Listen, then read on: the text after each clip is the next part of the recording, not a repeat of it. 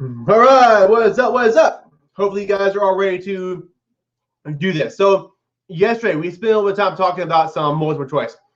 I have this link right here, which I was gonna, kind of take some of this and put it into our presentation. But honestly, I feel like I'm just gonna share it outright with you guys because it's this way it'll be a little bit more direct. Plus, there's some really cool stuff here about the FRQ. So I don't know if you guys are familiar with Albert, but I don't think we don't have a Kahoot or anything planned tonight. Sorry about that. So none of that. But I do have some multiple choice questions we're gonna go through and look at together. And the focus tonight is I want to spend more time looking at the strategy behind answering the questions. So that's the main thing I'm looking at right now. Is I'm going to talk to you all about some tips for how to study for them, as well as how to go about answering the questions. Since we're so close, you guys honestly, in that sense, feel free to go to go to Kahoot. Go to Quizlet, look at some of these questions that people have put up. Most of them are pretty good, and practice that way. That'd be a really good way for you guys to get a little bit of last-minute practice and learning vocab, preparing for multiple choice, all that. Also, most of you hopefully have some kind of a review manual, like the Princeton Review or the Barron's or the Kaplan's or whatever. Go through it. If you haven't already taken a practice test, make sure that you do that between now and Tuesday, because I think that'd be a great way to get a little bit more exposure and look more at this stuff. So. All right, let's take a look real quick at the questions. Questions. Any questions y'all have about anything today, put them down here. I'm not going to lie. I don't think this is going to take a full 2 hours, but I'm willing to go that long if I have questions coming in. So, and if you can't ask me questions, or if there's something you might not be thinking about right now, write it down later tomorrow. And when we go for the cram session tomorrow, we will address those. So let's take a look.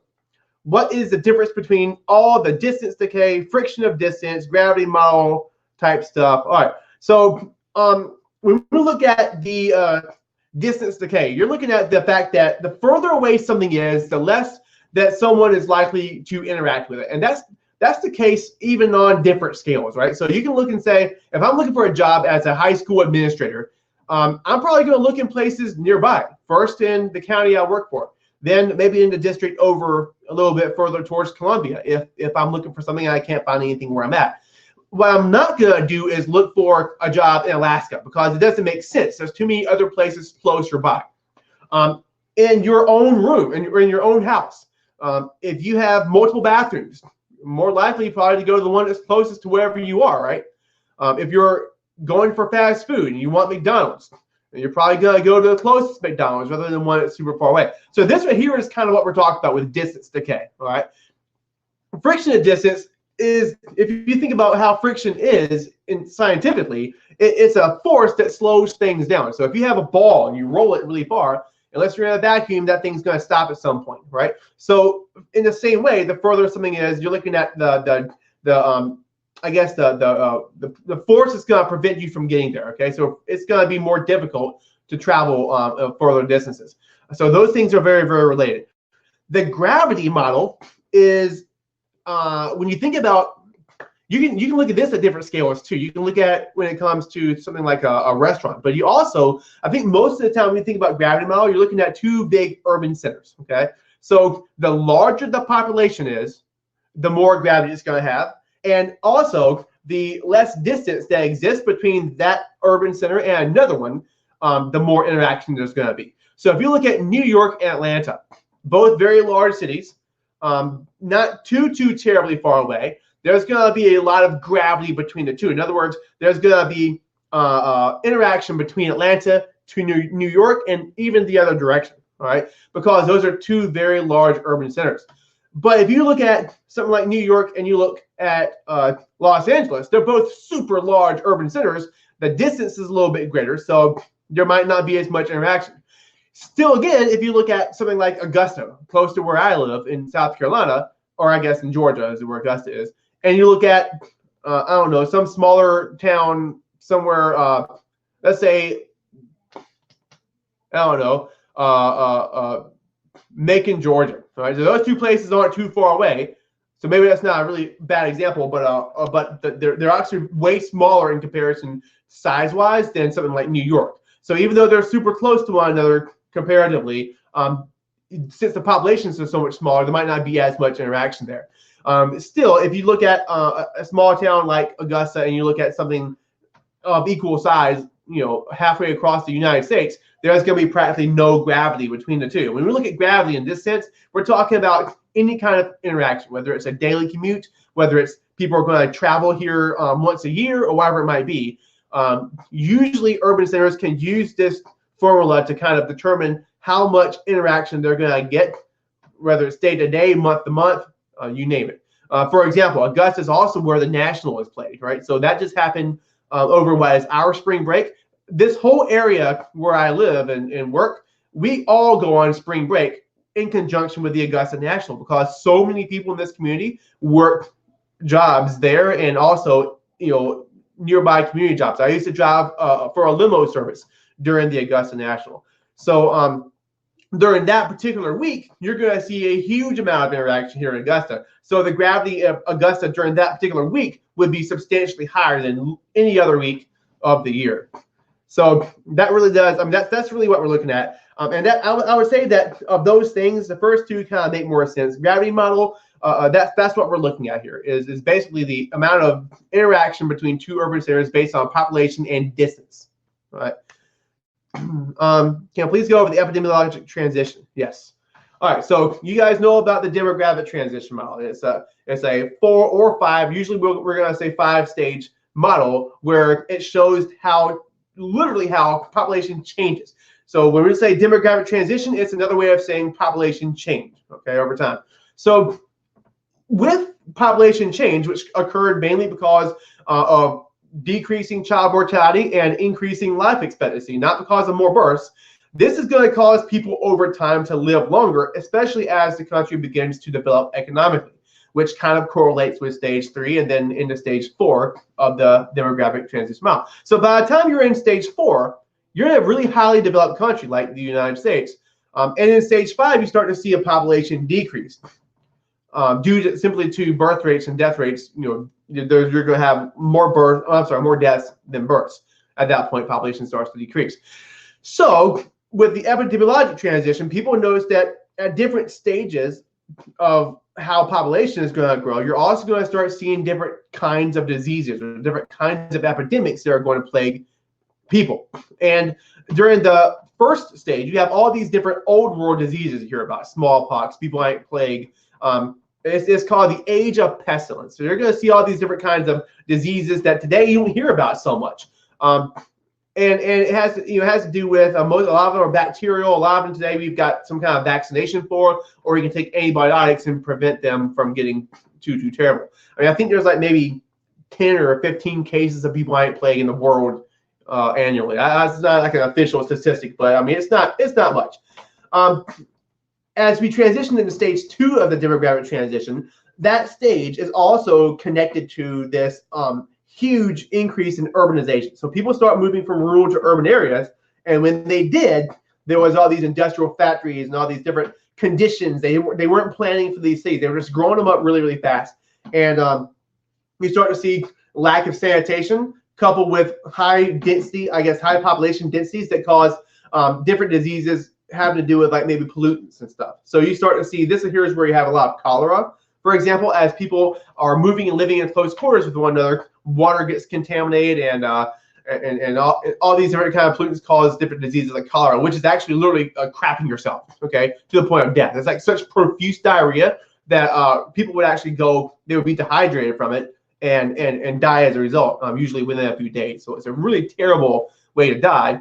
If you guys remember a story about John Snow, the physician in London who kind of tackled the issue with cholera. There's also a great extra history video series.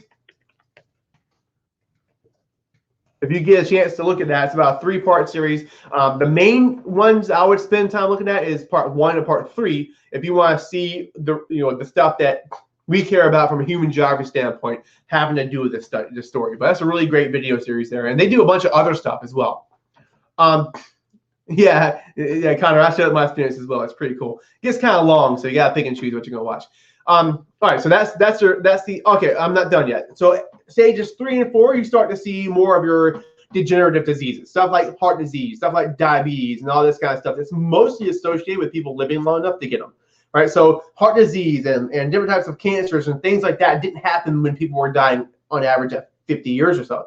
But as people start living longer, they start to suffer more of these diseases, more associated with older age. Another thing that you want to think about with these stages is that people sometimes will inflict these problems upon themselves. So you look at things like lung disease. It wouldn't be as available to people that didn't have access to enough money to buy things like cigarettes that are going to cause you to die. So a lot of things like that start to happen in stage 3 and 4. And then finally, in stage 5, you start to see what they call, I think they call it the reemergence of some of your old world diseases. And you could make arguments right now that maybe in some ways we're kind of getting to that. When you think about in the news right now, it's the measles, right? I mean, you got this resurgence of the measles because people aren't getting vaccinated and all that kind of stuff. So I mean, it's the highest, most unprecedented rates of measles cases in the history of our country over the last 25 or 30 years or something unbelievable like that. So we start seeing things like this. A few years ago, it was Ebola, which would be something similar to one of these stage 1 diseases. And so things like that. I don't really know exactly how we feel about stage 5 in terms of that model, or what maybe causes some of these diseases. Maybe there is some kind of we lose some degree of immunity might cause some of them to come back. I mean, I guess that's still, we would be living in that stage right now. So it'd be something that would be more like a work in progress in a way. All right, well, that's the most important urban land use models we need to know. All right, so we looked at this a little bit at the tail end of, hang on, let me take a look. We looked at this a little bit at the tail end of the review on, when was it, Thursday? Let me share my screen with you guys.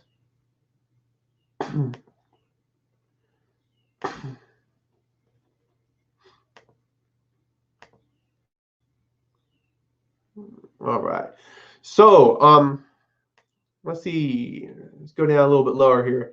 I think it ended with the models on Thursday. I'll just kind of recap some of those real quick right here. So all right, so in short, you definitely want to know the North American models. So the concentric zone model, the sector model, and the multiple nuclei model, I would say, are the most important.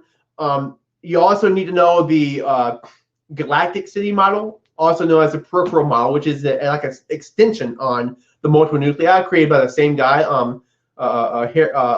Harris. Harris Ullman. All right, so you want to know those 4. All right, and then after that, you really want to know the Latin American model, the Ford Griffin model is what that one is, and we'll take a look at that real quick. And it is in the course description that you guys should know, be familiar with the Asian city and African city model and all that. So let's look at them real quick, just kind of in passing, because we spent some time on Thursday looking at them. I don't want to spend too much time reviewing that, but it is important, and you guys are asking about it. So when you look at the concentric zone model, notice that when we talk about concentric circles, we're literally talking about like circles or different zones that have circles that would be, I guess, the equivalent to what parallel lines are. They never really touch. They're just these circles around circles around circles. That's what concentric circles are. So when we look at the concentric zone, or what we're looking at here is that Burgess, the guy who creates this model, sometimes we see it called the Burgess model. He believed that you had the central business district, and after that you would have these concentric zones that kind of eventually people are going to spread out from that CBD based on maybe opportunity or how much money they may have or income or demographic, whatever it might be. So in the first zone around the CBD, you got what they call the transition zone, and there it is. The transition zone is going to be a place where you've got both poor people housing as well as actual factories and things like that people are going to work. So the poor need to live nearby. They can have 4 different types of transportation, and they have to live pretty close to where they work.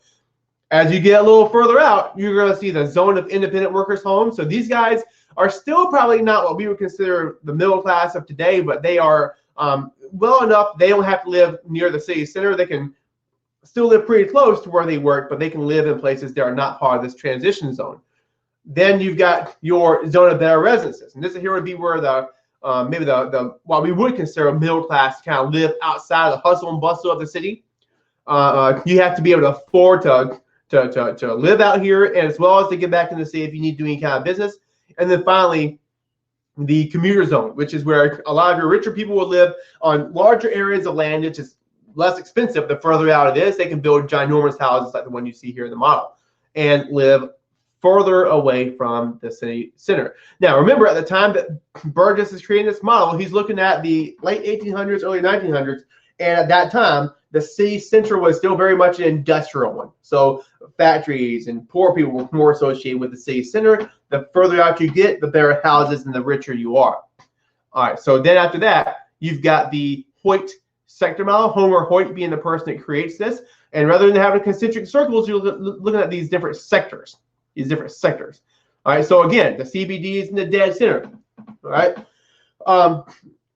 Then next to the CBD, just like in the concentric zone, this here was like the 1930s or something. So you got still an industrial core, or industrial CBD. The people that work there are going to live close. So I think the sector 3 here is your low class residential. You've still got your factories kind of also forming their own sectors along the CBD. So people are going to live close to where they work still.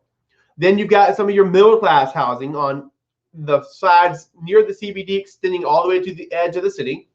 And then finally, sector 5 is going to be your rich, elite, high class residential. Both the concentric zone and the Hoyt model were kind of modeled after what these guys believe Chicago was doing. All right. So also, these sectors kind of correlate with the invention of rail cars as a form of transportation. So people would actually, have rail cars converge in the CBD, and then they would be able to extend that transportation mode further out, which would cause these sectors of growth from the CBD all the way out to the edge of the city. So that's the reason why you've got this. And then the next model would be the multiple nuclei model. Now, one thing I want to point out about these models is the different shapes and the placement of the wedges and all that. They really don't make that much of a difference. And these are models, so we're not looking at something that's supposed to show exactly how everything is, but how everything kind of is when you factor in all these different geographic components. So again, it's not exact science, but it does help to demonstrate the phenomenon that's discussing. In the multiple nuclei model, again, you've got this CBD, which is my purple here, and then you've got low-class housing nearby, as well as different types of manufacturing, wholesale and light manufacturing. The big blue area here is going to be your middle-class housing, all right? The pink area over here is your high-class housing, again, further away from the CBD. But then you've got these little places like this outer business district, which is kind of centered between middle class and the high class. You might have things like retail there that now people don't have to go to the city center to get it. You might also have your industrial suburb or your heavy manufacturing kind of on the outside of the city. And the reason why that's structured this way is because of transportation, right? So in this case, you're looking at combustion engines. In other words, modern gas-powered engines and cars that allowed for more people to have accessible transportation to places not along these rail lines that you would see in the sector model. So people could just go wherever they wanted to, and cities began to adjust accordingly. So that's the reason why you would have all these different nodes, more or less, or these multiple nuclei in various parts of the city, centered around, whether or not you got rich people or middle class or whatever it might be. As an extension to the multiple nuclei model, you have the fourth of the main ones. The question was about the main ones here. The fourth would be the galactic city model, also made by Chauncey Harris, who is the author or co-author of the multiple nuclei model.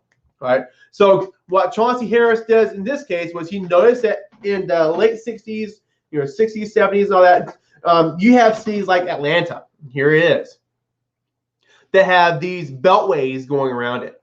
Okay. And places where you might have airports or different types of shopping malls, they became such large suburban areas that would then be kind of anchored by maybe an interstate or the mall itself or office space, whatever it might be. And they began to take on the properties of a CBD. And so these different nodes along these beltways and interstate intersections became known as edge cities. And this is also the reason why sometimes it's called the peripheral model. It's because these cities emerged on the periphery of the larger city. So it's very similar in concept to what's happening with the multiple nuclei model, but kind of like the next level of that. So, I mean, when I say these are edge cities, they're big. Like they look like actual cities themselves, but are really still part of the larger city structure itself. All right, so aside from that, and that's another image of the galactic city model from the book. The next one is the Ford-Griffin model, also known as the Latin American city model. And this here is what it looks like. Now, let me make that a little bit bigger. Okay, so this, hopefully that's going to load. It's going nice and slow, isn't it? All right, so this here is the Ford-Griffin model created by Ford and Griffin. And notice that it looks kind of like the sector model, right? Maybe a mix between the sector model and the concentric zones. So you got your market and your CBD. Market and CBD are kind of in the same place. When we talk about market, it's the same kind of market you would think, place people are gonna go buy stuff. The CBD actually has this kind of a spine and mall associated with it, which again is gonna be kind of like a place where people can go to buy stuff. So it's a commercial spine. Because it's a place that's more of a commercial spine, you're going to have the elite residential sector right over both sides of it. So rich people are going to live among the people among the CBD and the commercial area surrounding it. Now here's where the heart of the city is going to be. The economic core of the city is right here. Then, oops, didn't mean to do that. Then you've got these zones on the outside. The yellow here is going to be the zone of maturity, and then the purple is the zone of C2 accretion. I don't know if I say that right or not, but what it is kind of like a transition zone where you're going to have people that are mostly poor, but not like ridiculously poor, living in houses that are mostly actual structures and not just thrown together ramshackle houses like you would see in the periphery. But so everything from the purple on out, these aren't very rich individuals. These are relatively poor people. This is your disamenity, and your periferico are going to be people that live in squatter settlements on the outside, on the periphery of the city. So we talk about squatter settlements being places, sometimes you can call them squatter settlements, you can call them shanty towns, you can call them favelas. It's a bunch of just thrown together housing that follows no particular code or no particular rules. Usually the land's not owned by the people that live there. Sometimes they might have access to electricity and water, and sometimes they don't. So this here is going to be something that plagues cities in developing worlds, period, like especially some of these fast-growing ones like Lagos. But we look at just the Latin American city model here. Yeah, that's what you're looking at. Any of the kind of orangey yellow color here is going to be squatter settlements. All right, and then obviously you've got your middle-class residential is going to be this, again, close to the commercial spine. So the key difference here between the Ford-Griffin model and some of the ones we looked at before is that it's reversed, right? The richest people live near the city center, and the further out you go, the poorer you're going to be. And that's the opposite. When you look at any of the other models we just discussed, you got your poorest people kind of in the center and your richest ones kind of on the outside. All right, the African city, just to kind of cover it really quick, is, again, you've got this colonial CBD. There's a lot of imperialism, a lot of colonial influence here. So you've got the place where you will have the colonial CBD, and then around that you have your market, like a bazaar kind of market. So people set up shop in the street and sell nearby, and then you got your what they would call the traditional CBD. So essentially, you got your CBD in your market in the center of the city, and then after that, different types of ethnic and mixed neighborhoods. In other words, there's a lot of diversity in some of these urban areas. You've got your what they would call informal satellite townships on the outside. I'm not 100% sure what that is, to be honest, but that's what you're looking at in terms of the structure here. I want to say these informal satellite townships would be almost like small villages or small little farming areas nearby enough to the city that they count, but kind of out from away a little further from the city center. Mining and manufacturing zone is going to be in there as well, somewhere between the ethnic neighborhoods and the informal satellite township. So when you think about this, one of the main differences here is going to be the fact that you've got this market, this bazaar kind of market, where people from the outside will come in to sell the goods. Also, the colonial legacy here. Let's see what my notes say. Sub-Saharan Africa is the least urbanized area of the world. It's the fastest urbanizing area. It says, most rapidly urbanizing. So right now it might be the least urbanized, but as most people live in rural areas and most people are still farmers there, but know that it is also the fastest urbanizing one currently. No cities to match, no large cities to match Cairo. These different cities here are established by Europeans. That's probably not going to be the case for long, though. And then lastly, your Asian city model. Again, the influence of colonial, you've got the port zone. These are going to be all kind of along a port. And you will have had your port zone here, your alien commercial zone where Europeans will have done business with people in this area when they're selling stuff. These will have been more like your what do they call them? Like your spheres of influence. So you didn't see a bunch of colonialization. People didn't actually live here. They will have done business and left for the most part. You got your government zone, your high class zone. These are all going to kind of follow this one stem here. Middle density residential zone, right? Zone of new suburbs and squatter areas. So basically places that are going to be kind of like the periphery of your Latin American city. And then after this, you've got some farming kind of on the outside, right? So it's hard to say what you need to know, what you don't need to know about these specific models. I haven't seen a whole lot of questions about these ones here, and if I've seen them, they've been relatively surface deep. Definitely this one and the North American models are the ones you're going to see the most on the test, unless that's how I feel about it personally. So most of the time I spend a lot more time going over the first 5 North American models as well as your Latin American model there. All right, so let's look back at my questions and see how many more I've got. I got a few. Let's answer just a few more, and then we're going to talk about multiple choice and I'll finish up.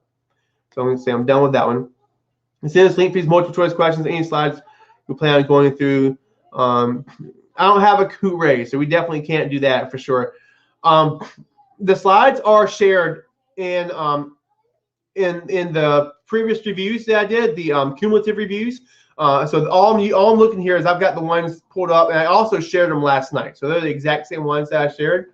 I really don't want to have to take the time to do that right now. Maybe towards the end I can do that. But definitely go back and look at those earlier ones. You guys are all Fiveable Plus. If you're here with me tonight, you should be able to access those slides from the earlier reviews, the recordings. Let's see. So you said we would not use the whole 2 hours. Can we do a Kahoot? You guys really want to do this Kahoot? I'd have to dig one up. So yeah, Danny, the ones from the FRQ review are the exact same ones I got out right now. I haven't made any new ones for this. Let's put it that way. And yeah, and actually, the ones that I did, the cumulative reviews, are kind of like an abbreviated version of the ones I did all year. So if you're looking for something a little bit deeper on a topic, go back to where I talked about that in one of my regular Thursday reviews, and you might see a little bit more detail. It definitely might be worth looking for if you're looking for like a particular topic. And I think that my titles are pretty good at helping you determine where those things might be. Was a superimposed boundary.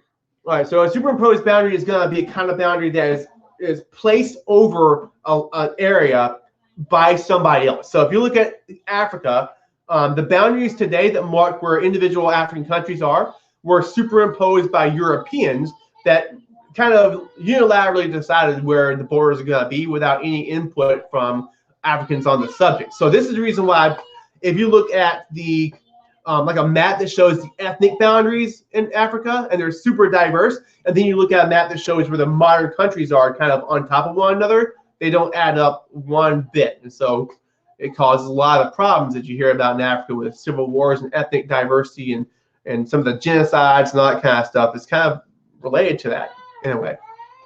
All right, so I've got some questions here. I want to look at those. Sorry about my kid, y'all, if y'all can hear her.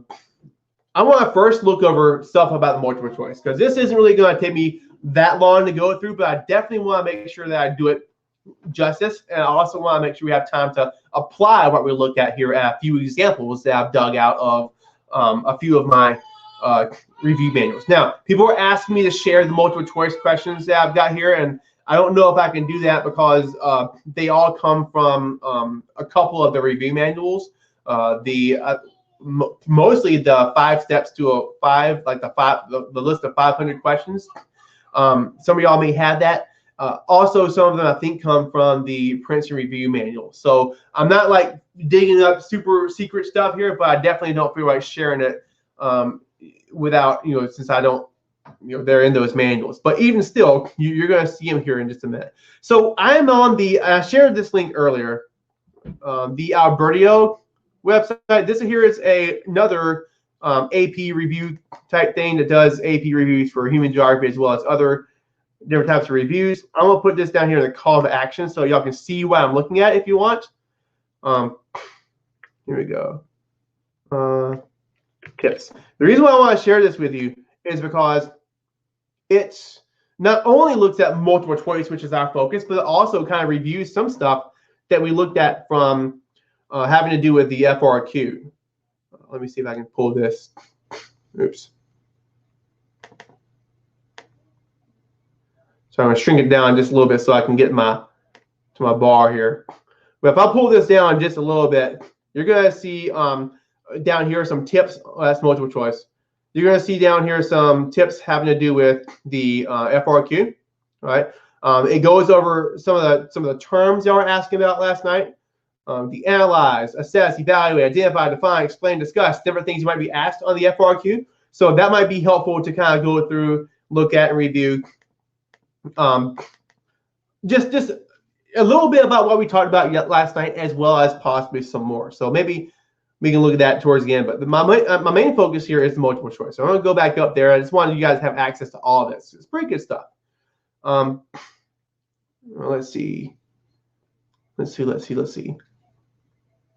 All right, so I want to talk to you about some of this stuff, and then I'm going to look at share with you all a few of my tips, personal tips, and then we're going to look at some examples. So you got the specific themes. This here is a breakdown. Some of y'all asked me about this last night. I didn't have the exact percentages, but I was like somewhere around 14 to 16%.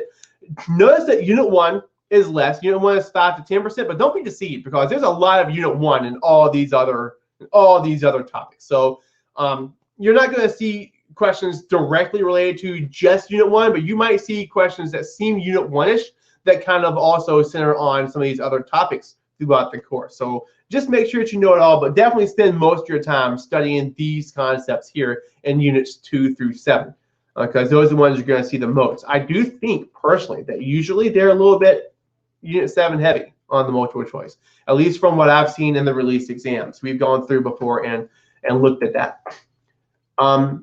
Let's see, is there not going to be political geography on here? Yeah, there is. That's what you're looking at for the political organization of space. So it's going to be, again, between 13 and 17% of the test. So yeah, it's all there. It's all there. Keywords and commands in the question. Sometimes you'll see questions that say except or best or not or all. I mean, usually the one of these that I think you need to really pay attention to is except. And even sometimes when I'm going through a question and I see one of these except questions, I'm thinking, dang, they all sound like they might be the right answer. And even I'd get confused and second guess myself if you don't see these particular. You guys, man, y'all want to play some Kahoot. We might give it a shot. All right.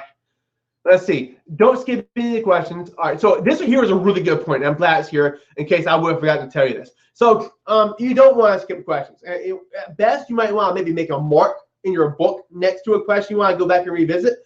But you don't want to skip questions because if you skip 1 or 2 and the next thing you know you skip 8 or 9, you're going to have to go back and remember where those questions are. And you might not have time because remember, you got 60 minutes to answer 75 questions. That's going to take you about 50, 51, 52 seconds per question. So if you get stuck on one, it's going to be really, really difficult to go back there and find those specific questions. So don't skip questions. At best, like I said, write a little note on the side and come back to it if you have time. Also, if you start to run out of time, and you've got questions left, like 7 or 8 questions you didn't get to, pick a letter and go all the way down the list with that one letter. Now, don't just Christmas tree it and guess B, A, C, E, D, D, B. Pick one letter and go through, because statistically, you're going to get a few of those right, and you don't lose points for missed items. You only gain points for correct ones. So definitely something you want to think about there. A really good point. All right. Take lots of practice tests. You don't have a whole lot of time for that at this point, but you do have things like Kahoot and Quizlet and stuff like this you guys can do in small groups, or however you want to do that. I would definitely recommend still going through and doing this. If you haven't got all the practice questions done in your review manuals, go through and take those practice tests as well. This will also help you kind of know what you need to focus on in terms of what you might be weakest at. People asked me this last night and the night before, but you don't want to spend all your time studying stuff you already know. Study stuff that you need the most work on. That's where you're gonna get the most points at this point on your studying. Don't spend too much time on any one question. I can't stress this enough. You don't want to spend some of the questions you can get through in a few seconds. Some of the questions you might have to take more than 50 seconds. What I'm saying is that on average, you have about 51, 52 seconds per question. So if you get stuck on one and you're dwelling on it for several minutes, you're running the risk of not finishing. So definitely at this point, you're going to put something down, make a little mark if you want to come back to it or not, and then move on. And I'm going to talk more about that in a second, because through using process of elimination, usually, I'm going to say not all the time, but usually you can narrow down your response to maybe 2 or 3 responses. So if you take what would have been a 20% chance of just a random guess, and you narrow it down strategically to, now you've got 3 choices, you've increased your odds of just randomly guessing by 13%, which is a pretty huge increase of odds if you ask me. So always want to use process of elimination. We're going to talk about that. Different types of multiple choice questions. This is one I would have thought to tell you had not been for me looking here. So this one here might be beneficial, but you've got different kinds of questions, and some of them are easier and harder. You've got definitional. This is part of the reason why you want to spend time learning terms. Now, again, learning terms isn't enough if you can't apply those definitions, but you definitely want to learn vocab. So most of y'all have probably done some kind of vocab work with your teacher. Maybe you've created some multiple flashcards or whatever it might be, and we will come back up here and look at these in a moment and answer the questions. You also have cause and effect type questions, sequencing. Okay, generalization, solution, hypothetical thinking. All right, how about this? As we're going, well, let's skip that just for a second, and let's finish up looking at the list, and then we'll go back up there and answer those questions together. Writing your own multiple choice questions out of the terms, for example, might be something that you guys can do because you're using higher order thinking if you're doing that. Right. For number 8, interpreting charts and graphs, maps, different types of illustrations, different types of pictures, right?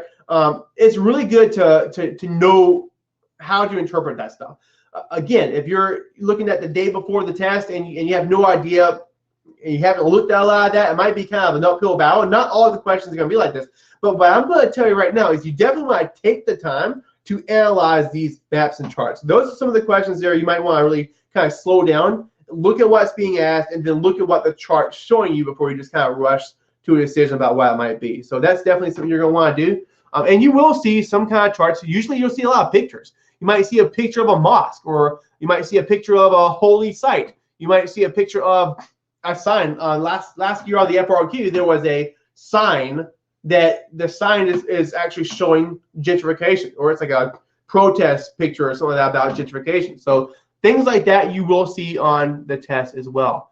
And then when you're going through, take some notes on some of the questions you might have. Or if you're working with a partner, if you're doing a Kahoot, take notes on the questions that you missed, and then go back and make sure that you guys are able to answer them. It also mentioned here to take meaningful notes, so write it in a way that you're going to be able to go back and study it later on. And then the rest of the stuff, teaching it to friends or family members, that might be something worth doing a study group tomorrow if you get a chance. But really, this is something that would be more beneficial with more time than what we've got at this point. and then also read questions and think of the answer. All right, so that's just a basic strategy anyway. I mean, you always want to take the time to consider. You want to make sure that your answers are accurate. All right, you definitely don't want to read two distractors and say, okay, well, I know this is the answer, so don't read on any further. I mean, sometimes you can do that, right? But remember that there might be a best answer. So there might be other answers that will work, but there might be a best answer that would be the answer to the question. So you always want to make sure to read all of the distractors. All right, so let's go back up here and look at some of these questions and kind of get a feel for this, and then we'll look at some other questions. Now, one of the things I told you is process of elimination. So let's look at this question. Definitional. You guys can put your responses in the comments. How does that sound? According to the central place theory, the threshold is defined as the economic base, the distance away from a central place, the gross value of the product minus the cost, the minimum number of people needed to support a service, or the point at which consumer movement is at minimum. And yes, looks like we're all in agreement. It's definitely going to be D here for this. The other part of the theory we looked at was range, right? The range is going to be a distance. The threshold is the minimum number of people that you need to support it. All right. So good job on that, y'all. Cause and effect. As a country becomes increasingly developed, economic activities become dominant in which sector?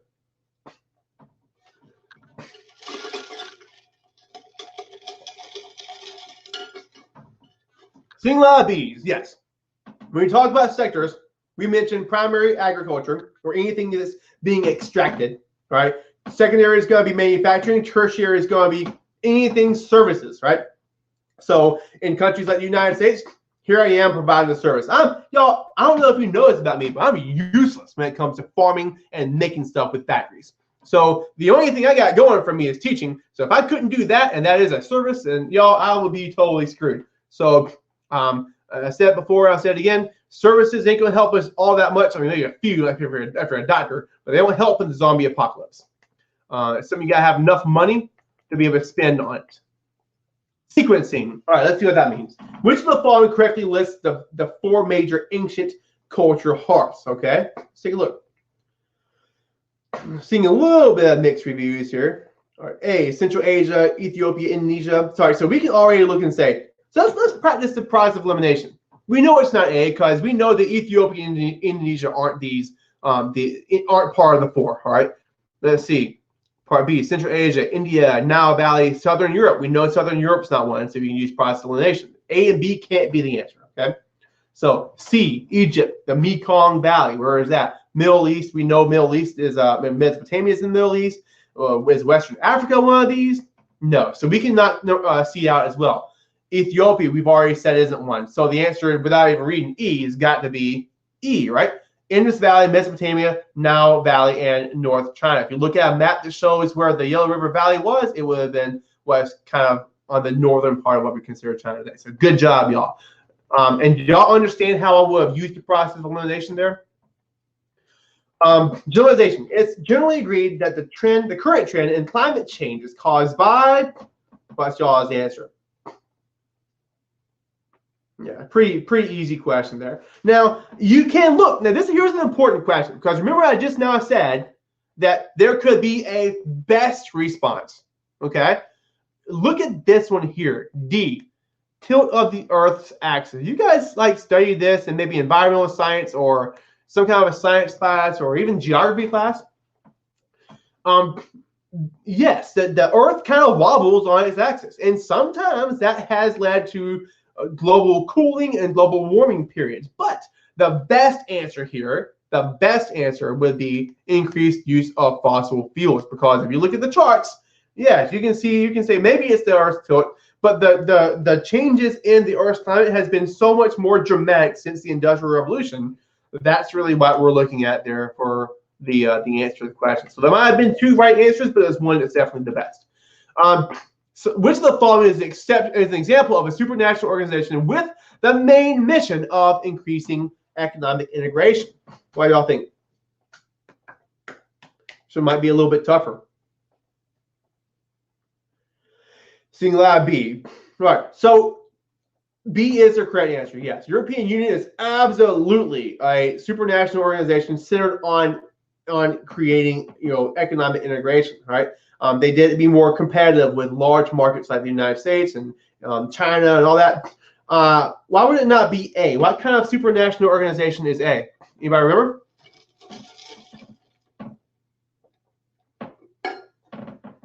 Good job, Evan. NATO was the answer to the Warsaw Pact. It was a group aligned with the United States during the Cold War period to kind of compete with the Communist Pact, which would have been known as the Warsaw Pact. Very much a political one. The United Nations is a political one. This is not a supranational organization. The Fed is, some people kind of jokingly call it the fourth branch of the government, but this here is the federal bank. It's a big deal, but it's not a supranational organization. It's part of the United States. The hypothetical situation. All right, let's look at this. If 4 languages have similar words for numbers and the names of fish, but different names for a certain disease, what might be concluded about the time? Okay, this one here is an interesting question. Let's see if I can get the thing on the screen.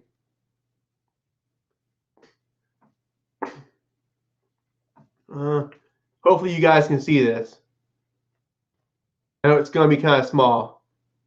Let me shrink it down one more time. All right, can y'all see that okay? What's the answer here? Oh, wrong way. If 4 languages have similar words for numbers and the names of fish, but different names for a certain disease, what might be concluded about the time at which the disease first diffused? All right, so let's see. The disease spread among the population that later divided and evolved into 4 different languages. The disease. But here's the thing, is that they all have a different name for that disease, okay? So if the disease spread among a population that later divided, they would all have the same word. Can it be A? B, the population was divided and evolved into 4 different languages, and then the disease spread. So they wouldn't have known a word for it prior to the linguistic divergence. That's the word we're talking about. Right off the bat, I can tell you that the answer is going to be B. But let's look at the other ones anyway, because I think it's a good idea to read them if you're not sure. The disease spread to 2 different populations that later divided. Nope, not possible. The disease and language spread to 4 different regions at the same time and the same rate. Okay, that would have been great, but they still wouldn't have had the same word for it because he would have had to individually invent the word. And then E, there can be no conclusions. Well, there can be conclusions. So the best answer to this one is definitely B. And good job, you guys who got that one right. That was just a little bit tougher. And again, that right there is what we call linguistic divergence. In other words, the language and the people are going to kind of diverge or split off, which is going to cause language to be a little bit different over time. That's what happened with the Indo-European languages. And actually, this is the same process they use to piece those languages together and discover the similarities. That's how they understood the differences, I guess the similarities between all of the Indo-European languages. Words like father and mom and sister are all going to have the same basic root. All right, compared with the more developed countries, which of the following statements is true of less developed countries?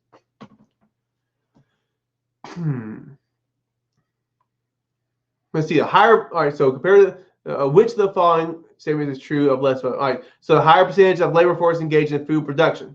The population pyramid exhibits a narrower base. Nope, definitely not. The per capita consumption energy rate is higher. Definitely not.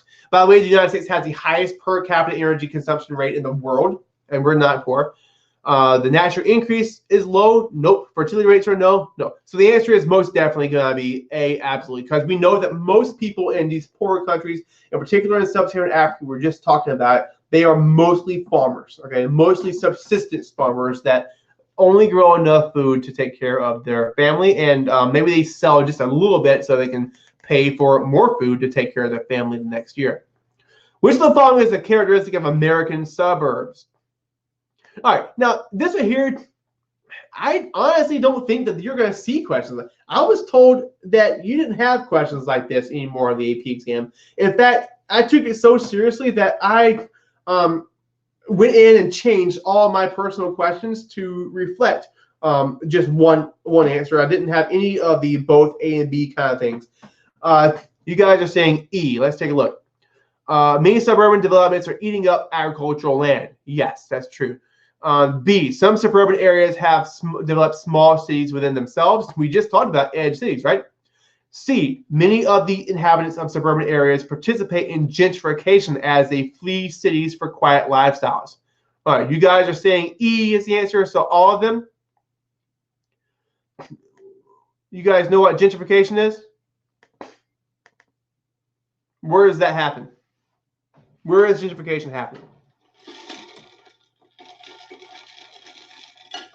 And the answer is D, because your gentrification occurs in cities, right?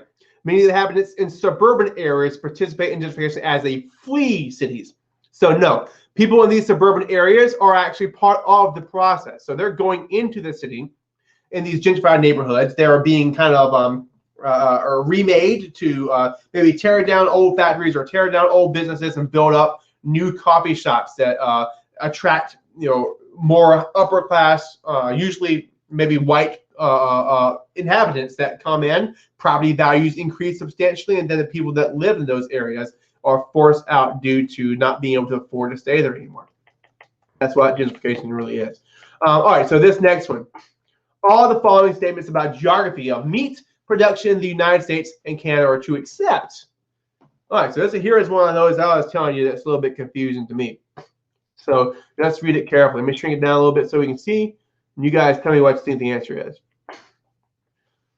I can get a little bit, it's a long one. All right, so let's see. You guys are saying, here's a few there. Let's watch language, please. Watch language, please. All right, so A, industrial farmers are raising ever-increasing numbers of animals on their farms. That's true, right? So we know that that can't be answered because remember, we're looking for 4 true responses and 1 that's not true, right? B, animal slaughtering and meat processing activities are dominated by a few large corporations. Think about this. You guys watch TV. You've got places like Tyson Chicken. You've got different types of. I would say that sounds pretty true to me. So we can say we will leave B in there as true. We can say maybe B and A aren't going to be the answer. C, the development of the poultry industry has made chicken the least expensive kind of meat consumed. I'm not a really big guy, but I'm pretty fit, and believe it or not, I do spend a lot of time lifting weights and studying nutrition and things like that. Chicken is probably the best thing for the buck when it comes to cheap protein that has not a whole lot of other crap in it. So I'm going to say I think that there's probably pretty true as well. Fast food restaurants have created demand for increased standards and homogeneity of animals. You look at McDonald's, you look at Burger King, even other places like Chick-fil-A, and all these different places are going to try to emulate that. I'd say that's probably pretty true too. Consumer demand for organic foods has significantly decreased the amount of meat produced by most agribusiness firms. Y'all think the answer is E, right? Because I do not think that we have really decreased the amount of meat that we demand. If you look at I can't remember what the name of the organization is. The U.S. The food people, the organization over the food to eat. I feel stupid. I can't remember what it is, but they were just coming out again recently saying that while maybe there is a FDA, exactly, FDA, absolutely. Thank you, y'all, for bailing me out of that. They were saying that maybe food production or meat production maybe has gone down or kind of stymied a little bit, but that we still could afford to eat less meat. Meat industry is kind of a big deal. It's also a big producer of carbon emissions. And so there's always kind of an attack on this. And whereas you have seen organic foods and organic farming increase substantially, it's still very, very small in comparison to other industries having to do with agriculture in the United States. So this right here is one that honestly I probably wouldn't have known had not been from exposure of some of these geographic concepts, simply by doing stuff like watching the news, listening to articles, and reading a lot. Okay, so that's a question that I feel pretty confident is the answer is going to be either. That would be my best guess. But if you have no idea, this right here would be one that you would want to use process of elimination. You know that it's not A. All right, I would say that we know it's not B. I would even probably say that D sounds pretty obvious when you think about what fast food is. There's a million McDonald's, there's a million Burger Kings, there's a million Crystals, and all these different places you can go and get basically the same kind of food. So it makes sense that all these foods would be standardized, right? So that would bring you to C and E. And just by In-N-Out, you're right, we don't have that in South Carolina, but I've heard great things. Now, here's the thing, is that choosing between two responses gives you a 50% chance of getting the question right. Even if you have no idea, you've increased your odds by a huge amount, from 20% to 50% just by crossing out the ones you know it can't be. That's a really good test-taking strategy, because remember, the point isn't to make 100 on this test. The point is to get as many points as you can so you can make a 4 or a 5, get that college cred, get that AP cred, and go brag your friends with how good you did on the test. All right, last one. A bunch of these, you're going to see graphs and charts and things like this. On the map, which one of the following boxes, let me make this bigger so you can kind of hopefully see it a little bit. And I did share y'all the link in the call to action. Didn't I put that there? I don't see it now. Did I give y'all this? All right, so yeah, okay, good. So you guys should be able to see that. So I know it's really, really small. On the map above, which one of the following boxes is in an area where the population density is high and the level of economic development is low? Here is one of those. Yesterday, people were asking me about, what do I need to know in terms of the countries and the capitals and regions in the world? You've got, I think this is A, this is B, this is C, this is D, and this is E. So what we know about A, is A going to be highly developed or is it going to be less developed? A is definitely going to be higher developed. It says on the map which one of the following boxes in an area where population density is high and level of economic development is low. So we know it can't be A, we can cross it off. B definitely has a very, very, very low level of economic development. What we know about the population density in Africa? Let's see. Milan says, I think India is more economically developed. It depends on your perspective there. Africa isn't developed as much, but the population development is low as well. So meaning, Rishi, that you're not seeing as much population density here, right? So you think C is the answer. C would be South Asia, which is going to be India, Bangladesh, Afghanistan. These are super dense areas that are also, we're looking at these and we're considering them to be developing countries. So absolutely. At best, you can say that India is going to be maybe an NIC, but there is huge chunks and regions within India that are going to be still very traditional, still very rural, still very, very developing. So the answer to this question is definitely going to be C, y'all. And the reason it's not B is not because it's not economically developed, but you're looking at a region here where the population density isn't that big. But wait a second, Fowler, you already said a few times ago that if you look at the pin code of the world, all right, so you got 1 billion people here, you got 1 billion people here, you got 4 billion people over here, okay? Where's the most growth going to occur in the next 100 years? Well, undoubtedly in Africa. Right now, this area is growing substantially, but they still mostly live in rural areas.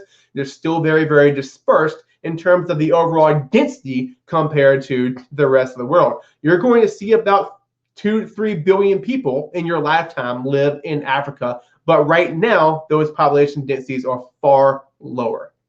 All right. You guys want to play the mess out of some Kahoot. Okay, so we have gone about an hour. We've looked at a lot of different examples of multiple choice. We can look through some more if you want. I know I have some questions I want to go in there and look at, so let me take a time out and do that real quick. And if you guys want to play Kahoot, I see y'all shared the link in the questions, so I guess I'm totally outnumbered here, and you might just have to do it real quick. Rimland and Heartland theory. Yes. All right. So there is a. We'll go through a few of these questions and then we'll look at some Kahoot. The Rimland and Heartland theory.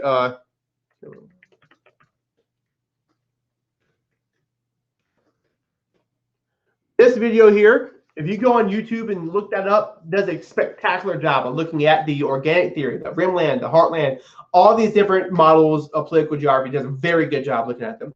in short, when you're looking at the Rimland theory, right, you're looking at this idea, or I'm sorry, the Heartland theory first. You're looking at the idea that whoever controls what they call the world island, which is basically Eurasia, okay, is going to have the ability, because of their control of the Rimland and the resources there to control the entire world. So it's basically a theory of world domination. It sounds very, very dramatic, but that's more or less what it was.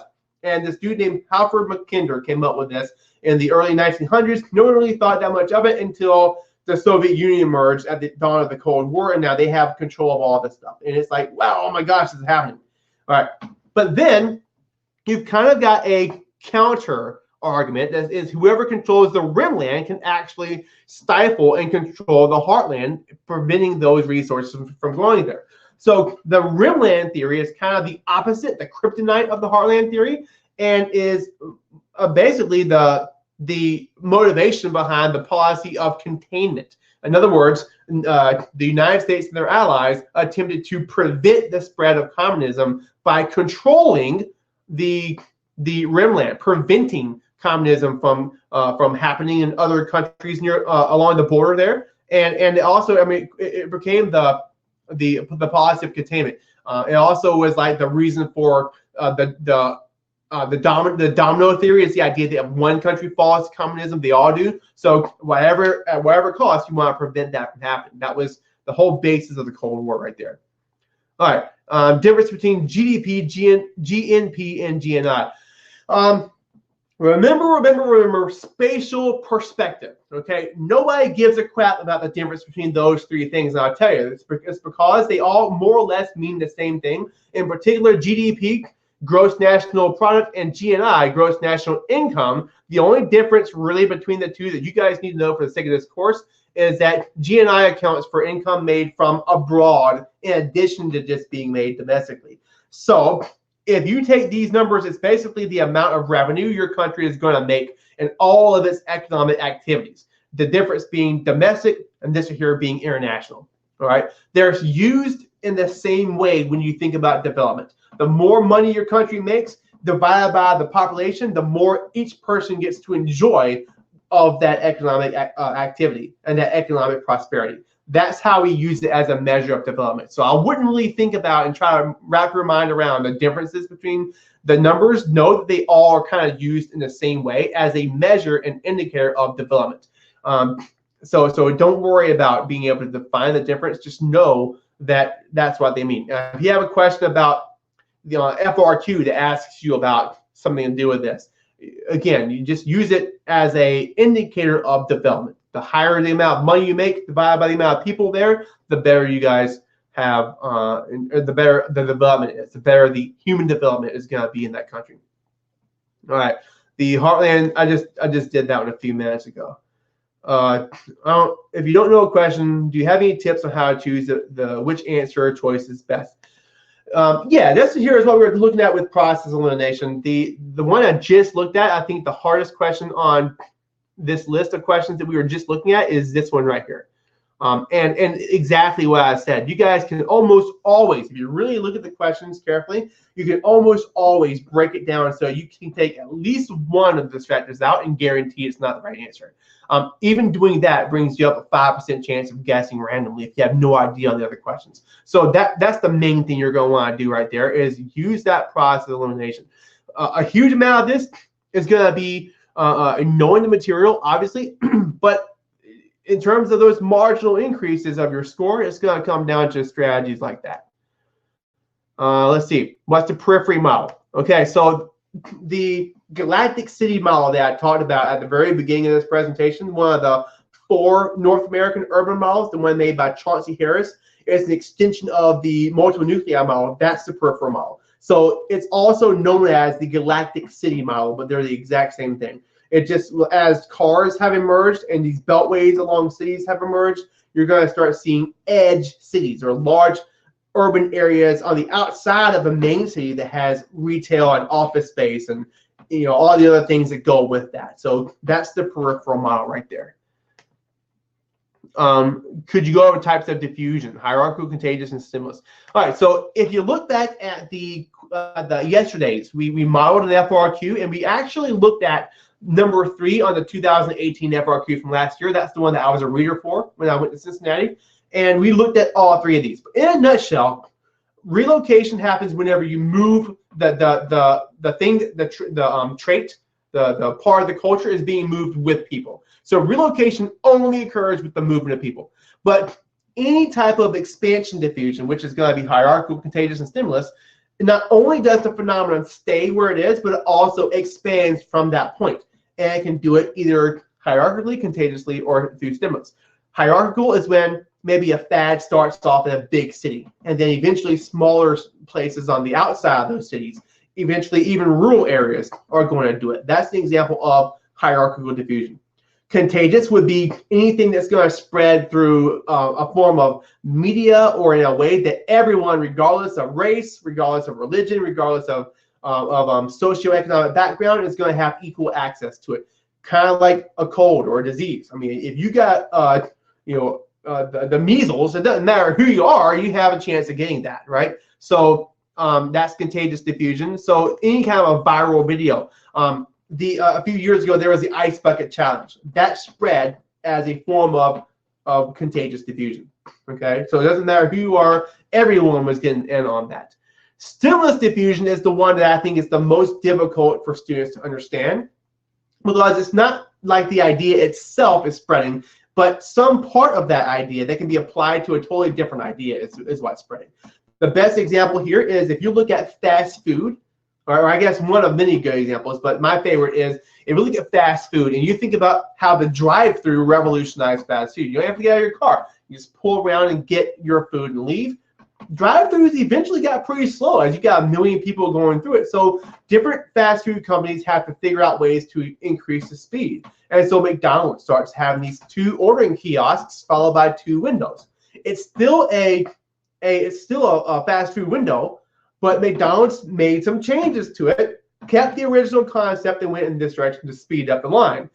Chick-fil-A, on the other hand, they sometimes will have double kiosks, but usually, in my experience, they're going to have 1 window and and maybe 2 lines, but then they also will put workers actually in the line to take your order and speed up the process. And usually it works really, really well.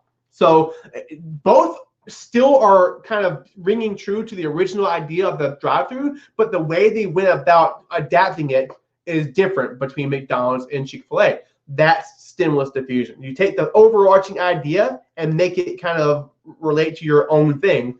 That's what we're looking at for stimulus diffusion. Okay, a few more. Rank size rule. Yes, this one here is a really important one. I did cover this in one of our urban geography reviews. I didn't cover it in our cumulative review. So you'd want to look back at one of the later Thursday reviews that I did before we started getting into full swing review mode. But rank size rule is going to occur when you have kind of a equal, I guess, distribution, or it represents an equal distribution of the wealth in your country. So let's look at the United States. You've got your biggest city in the U.S. is New York City. The second largest city in the U.S. is going to be L.A., and the third largest is Chicago. According to the rank size rule, and again, you're never going to see this as exact science, but according to the rule, you would take your largest city in the country, all right, and then the second largest would be approximately 1/2 the size of the first largest, and then the third largest would be approximately 1/3 the size of the first largest, and then the fourth largest, which I think is going to be Dallas or Austin or something like that, is going to be 1/4, and so on and so forth. Well, regardless of how picture perfect this ends up being, and it's not always going to be exact, it tends to demonstrate that there is access to different kinds of services, medical services, wealth, whatever it may be, across the country as a whole. Whereas if you look at another city, Mexico City, the capital of Mexico, it is a primate city. Almost all of that country's wealth is centered in Mexico City. The next most important city in that country is extremely small in terms of its wealth, influence, and population. So that's really what the rank size rule means, is that usually in cities where in countries where this works out, there's going to be a better and more evenly distribution of the wealth in the country. You have slides that explains Latin American urban model. I have the one that that I just had up here. Let me see if I can figure out. I guess I closed it. This one right here. Now, I'm not gonna lie. Miss Amanda had to sit in on a few of these. So she did a couple of these reviews with you whenever I was recovering from ACL reconstruction. So she should have covered the models. I'm pretty sure it was one of the topics that she would have done for y'all. And so you'd have to go back and look at the reviews that she did with you in order to get that. But, and I don't have one for Latin American, but I do have 3 YouTube videos that I did on my Professor Dustin YouTube channel. And currently, the videos that I have that get the most traffic are my urban models. I didn't do one, didn't have time to do one on the Latin American model. So I wish I would have. Let's see, anyone can view. Copy link. All right, so here's the one that here's what I have. And this here is again the same one that I shared with y'all yesterday. That's the link to the slides I'm looking at right now. All right, so examples of cities in each urban city model. You know, someone actually asked me this on one of my videos that I did, and it's hard. I mean, without looking at that, or without just knowing it, you'd have to look at a huge amount of data and apply this, or at least guess by using a map of the structure, having to do with population and economic wealth and industries and all that kind of stuff. Yeah, Chicago is definitely a model that was applied to. You look at Chicago for both concentric zone and the Hoyt model. They both use Chicago for that. For the multiple nuclei model, I don't really know. And again, I don't think the point is to know individual cities that are going to relate to these. I'm just going to be honest. I don't know. The main thing always is going to be the spatial context. So you want to be able to understand why this is important in terms of how those cities emerge, with the differences between the zones where the poor and the rich are going to be, where the industries are going to be located, and how, you know, all of those things having to do with the spatial perspective. That's the main thing you want to remember about any of these models, to be honest with you. All right, I'm going to try to do some research and see if I can figure out or track down some individual cities that you can use to look at these. Do you suggest going back over your answers if you finished early on the multiple choice, or just using it all up and not going back? Honestly, that depends on how you feel. If you have questions that you marked that you need to go back and look at, go back and look at it. But you do not want to make the habit of second guessing what you put, because that's going to cause doubt. It's going to hurt your confidence, and usually, I mean, I don't think it's really that helpful. So I wouldn't go back and look over it just to look over it. If there's something that you choose in there that you want to look at, that you mark that you want to go back and look at, then definitely do that. But I wouldn't go back and just reread answers, because it's going to cause you to second guess what you have. All right, Professor Dustin is yeah, that's correct. So my YouTube channel is literally called Professor Dustin. It is all one word. And if you Google that, you'll see a picture of me, and you'll see the human geography link. So yeah, that's it, absolutely. So you know, I've got some things on there that are better than others for sure, and it's definitely not complete. There are other really good YouTube videos. I would say that another one you want to look at is anything from Dan Snyder. He's got a spectacular AP Human Geography section on his YouTube channel, where he also does world history and all that kind of stuff. Just fantastically to the point, very well done. I would say that his YouTube channel is way better than mine. My urban models videos, I think, are pretty good. He's got basically the whole course in like a PowerPoint kind of format, and he has a really good presentation voice and has some weird, quirky stuff he puts in there that'll keep you laughing or wondering what the heck. But I would definitely take a look at that too if you want. Usually his videos are about 7 to 10 minutes long. All right. Can a primate city follow the rank size rule? Never, ever, ever, because they're fundamentally different. A primate city is going to be one super large city, usually way more influential than the next in terms of population as well as in terms of economic prosperity. So you will never see a time where you're going to have a primate city and the rank size rule in one area. Now, wait.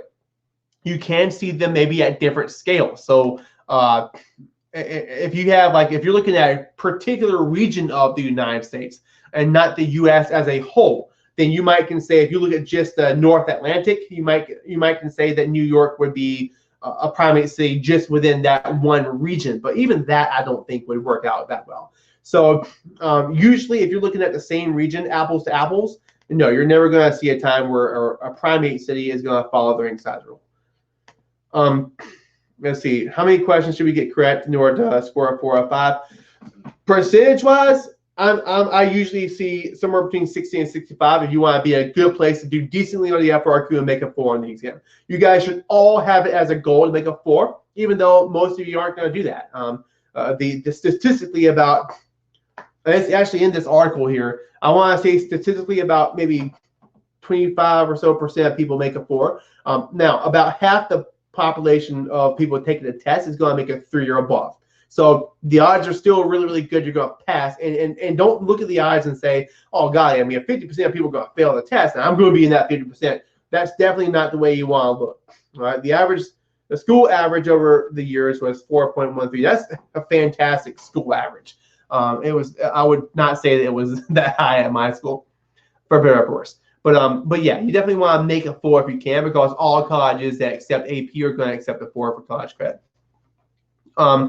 Do you suggest going over a topic related to content tonight and tomorrow, or doing practice FRQs, MC questions? And if so, what websites do you recommend for MC practice? Let's see. I always tell my students to work on what they're the weakest on.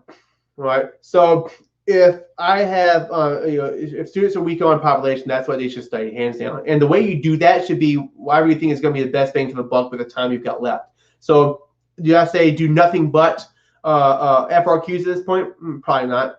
Nothing but multiple choice? No. I would probably spend most of your time focusing on what you're weakest and looking at it from a bunch of different ways. Maybe read a little bit of that, maybe practice some multiple choice, maybe answer a part of an FRQ having to do with it, but really make sure to maximize your time to get the best bang for the buck.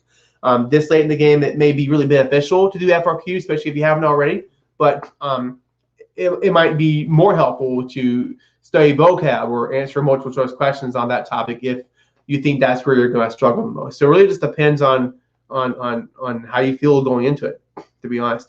Websites, where websites do I recommend for multiple choice? I know if you can get in and play some of the Kahoots, that would be good. Quizlet has flashcards. If that's something that works well for you, then great. A lot of you have made flashcards. That would be a really good way to get vocab that could help you on multiple choice as well. I would say that the number one thing I would recommend is probably spend some time in your review manual. Make sure that you've done all the multiple choice questions there, and maybe even get with a partner and quiz each other. I also can't. I think a really cool resource is the iScore 5 app. I know some of the people who have worked in development for those questions, and it's pretty good. It is a $5 purchase if I remember correctly, but it gives you a lot of exposure to multiple choice as well as FRQs that I think probably do the best job I've ever seen at emulating the actual test, because many of those questions are written by people who were on the FRQ writing staff before. All right, so I actually have answered this and forgot to hit it for timestamp. All right, what should we bring when we go take the exam? Yes, you want a blue or black pen for the FRQ. You're gonna do like a Scantron type thing that they're going to provide you for the multiple choice. I would bring something to read if they'll let you do that when you're in between. I don't really know what the policy is for that. You will get a break in between. You will be able to eat a snack during that break. So bring something that isn't gonna get nasty or go bad in your book bag, like a granola bar or something like this. I would say the most important thing you want to do is wake up in the morning and drink a cup of coffee, if that's your thing. Eat a good breakfast, man. I mean, I would scramble up an egg or two and eat that. Get some with a lot of protein. It's going to keep you full the whole time. Just do your best. Have a good morning. Get up early. Don't think you guys spend all your time studying, reviewing, but do what you gotta do to get the best. Luke, man, if you want to eat burgers, man, that's kind of my style. I eat a burger all day long, So if you want to wake up, drink some coffee, eat burgers, go for it. Cereal, sure. I mean, just whatever it is. 1 year, Rishi, I brought in donuts for my students and coffee, and it was pretty fantastic, and they were all happy about it. Today it makes me want to throw up thinking about eating kid food like that for breakfast. But absolutely, whatever floats your boat. Chick-fil-A is definitely good stuff, as is bananas. So let me go ahead and timestamp that. Just a few more. Any ideas what units the FRQ topics could be from? No, I have no idea. But me and a buddy of mine were looking a couple of days ago and noticed that there was a Unit 7 on the last 2 FRQs. So you might can say, they're probably not going to put a Unit 7 on this one. There has not been a Unit 6 question asked in several years, is my understanding. So you might see something that might be centered on maybe a Unit 6. I really don't have any idea, as nobody does. I mean, it's just a matter of random guessing. It could be anything on that course description. So that's really what you got to think about there. Let's see. Have you finished grading the FRQs we were able to submit on Schoology page? All right. So for those, Danny, what I intended to do last night was grade them with you. I was going to use the marking rubric and grade those. I had so many problems with my OneNote, and also there was a storm here. I guess that was affecting my internet, and I actually had to bail out once. And then also, by the end of it all, I couldn't get OneNote to stay open, so I kind of gave up with that. So yeah, I had them all on that OneNote ready to go, and I didn't get a chance to do that with you. So I'm very, very sorry about it. However, we did go through that FRQ, and we did grade the one we did together. So that what I would suggest doing, honestly, is go in, look at your response, and actually do what we did. Use that rubric to see where you scored points, and be honest with yourself, and see how you have done. That's what I would definitely suggest you doing. That's the whole purpose of me wanting those responses for sure. But I'm definitely very sorry that I didn't get a chance to look at that with you last night. That's the first time I did FRQ practice like that. We were A-okay. I didn't have any kind of connectivity issues. But last night it really rocked my world. All right, so let's take a look at this Kahoot and see what we got. I'm gonna take a quick swig of my drink.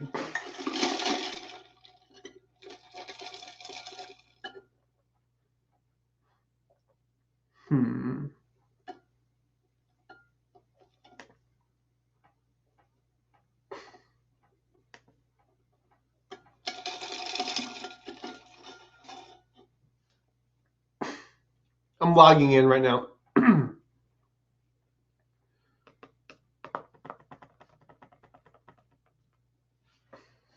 Let's see what it does.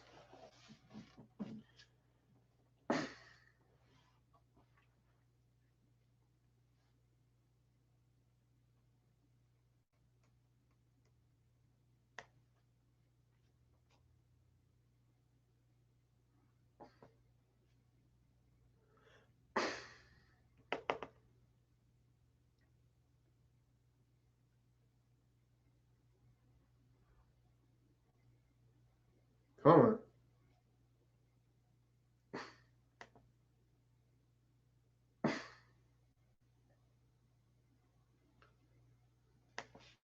Well, it's trying to log me in here. I'm going to pull it up in Firefox and see if that will get me there quicker. Oh, that's not right.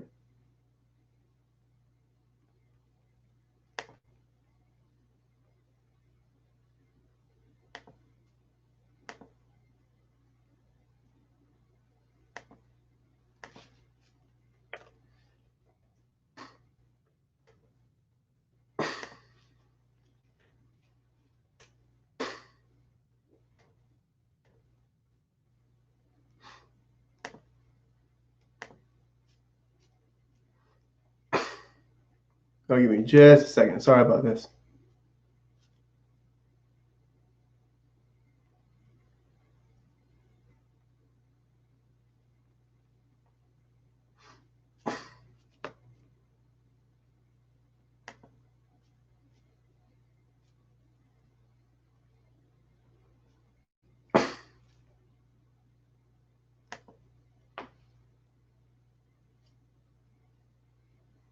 All right, cool. Let's close this out.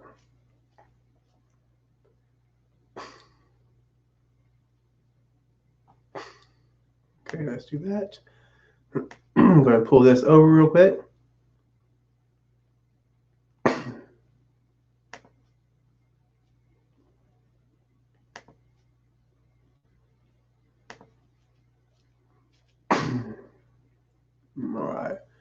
So now let me come in here and grab the link again.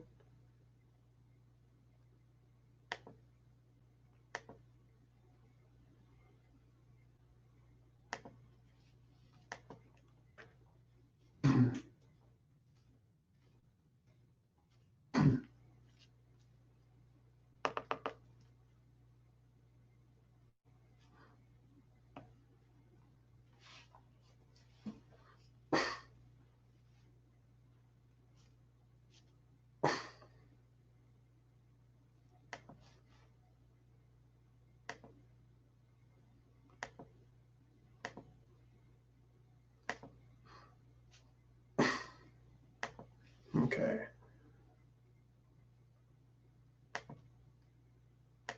All right. Oh, I'm not paying for Kahoot today.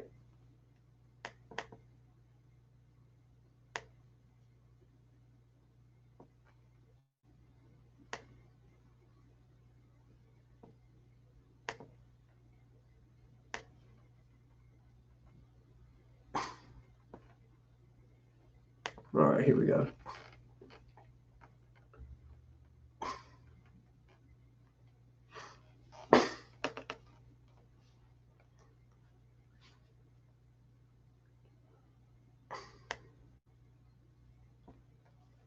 I tried so hard to get into Fortnite. You know, I suck.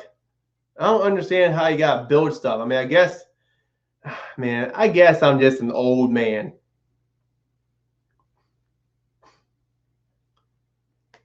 I'm having a hard time getting to the.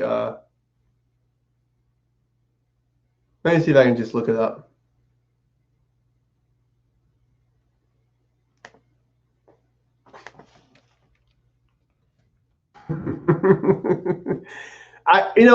I play a let's see what this is. I play a game on my phone called The Alchemist Code, and man, it's you know, I can play on my phone because I can get my kids to, you know, I can sit there on my phone and I can turn it off whenever my kids start calling or being needy, or if my wife needs something.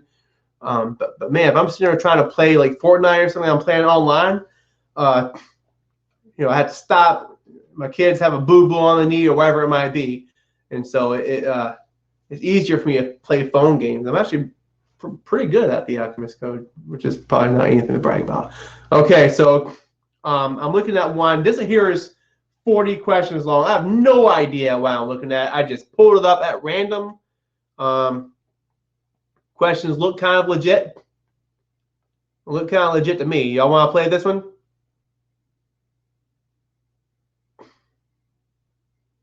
Look legit to me. All right, so here we go. Let's bring it up.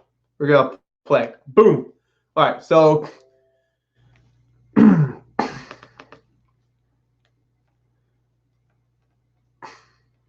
right.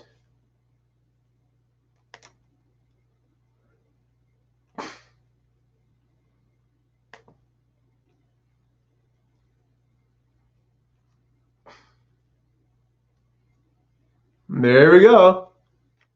I didn't check my settings, so hopefully my settings aren't terrible. Oh. I just noticed for the first time since I've had my ACL surgery, I just crossed my leg. I don't know if that was a good idea. Now I feel super stiff. All right, so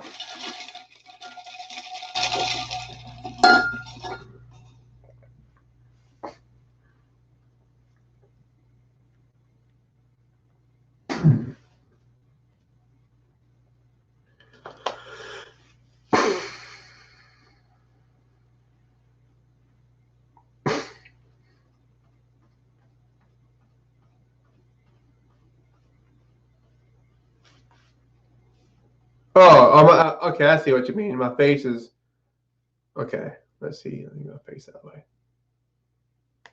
Yeah, I don't want to give you like an unfair advantage for sure. A little bit more. Dustin Fowler in the house. Yeah, boy. All right. There we go. Is that better? You guys can all see that good?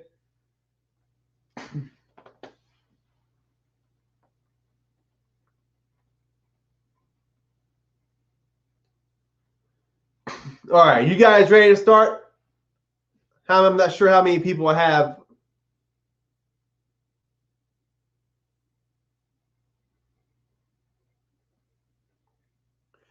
All right, here we go. We're going to go ahead and we're going to start this junk up. Boom. All right. Here we go, guys. Crank it up.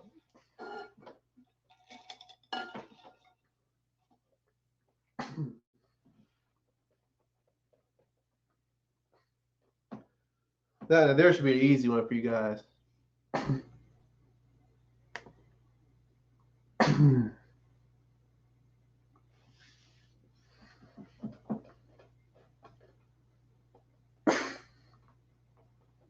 Bam. Good job. As expected. All right. Good job. Oh, I gotta hit next. Population pyramid looks like an upside down triangle. This area has a large percentage of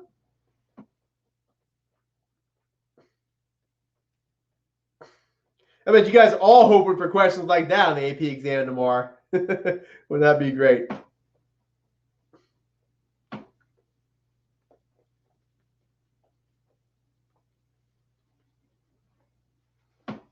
There we go. Good job. And the reason here is because if it's upside down triangle, then it's showing that most people are living to be old, and you're not having a whole lot of youths to replace that. So it actually would be, and the word for that is elderly dependency ratio. So it would be a high elderly dependency ratio there. Which of the following is the best example of folk culture? Huh.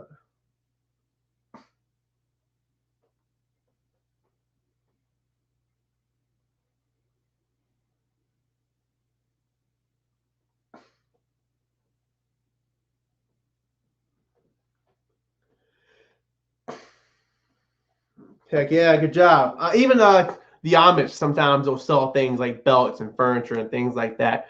It's a really good. And also you can go to local places and get things. Which of the following countries is not one of the 4 Asian tigers?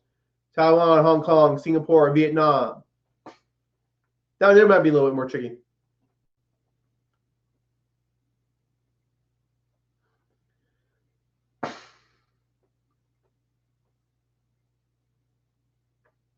Bam. Yes, Vietnam is not one of the traditional. The other one would have been South Korea. Good job, Zeph. Which statement would best fit a European city? All right, let's take a look. European cities have large. I'll let you guys read it.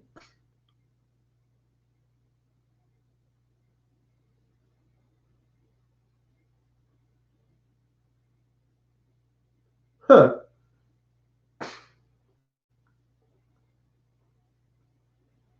All right, good. That's the one I would have thought there too. And the reason for that, by the way, is when you're looking at it would have been between me. It would have been the pollution problems and that. But the reason it's going to be this is because remember, European cities are old, so the ancient CBD is going to be what has been there all this time. And the modernized, they had to move those skyscrapers, which make up the CBD of North American models or cities, into the suburban regions. So that's the reason for that.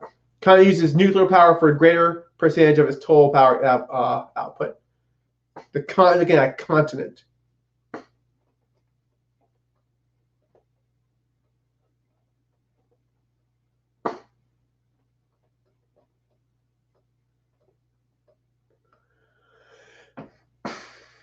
Bam. All right, so a lot of you put North America for that. We're very much like a natural gas kind of place.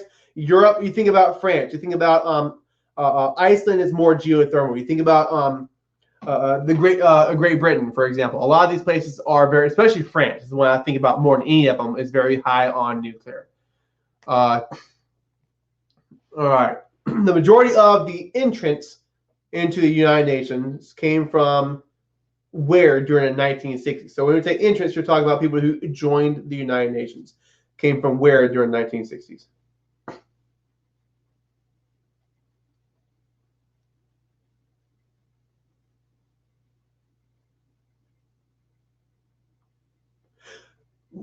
Wow, I would have missed that as well. That's not what I was thinking. I was thinking Europe, guys. I'm right there with you guys. I was thinking Europe for that one. Interesting. Okay, individual characteristics of a place that make it unique defines which term most accurately.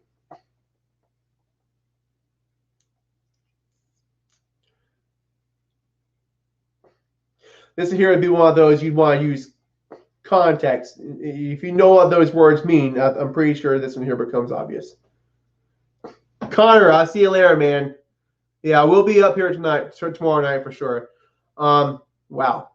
Individual characteristics of a place that make it. All right, I don't like that question. That's not all how I would have wanted to define a folk culture. I would have thought that since you're talking about site factors there, you would have looked at built environments. That's a crappy question before you guys get all beat up about that.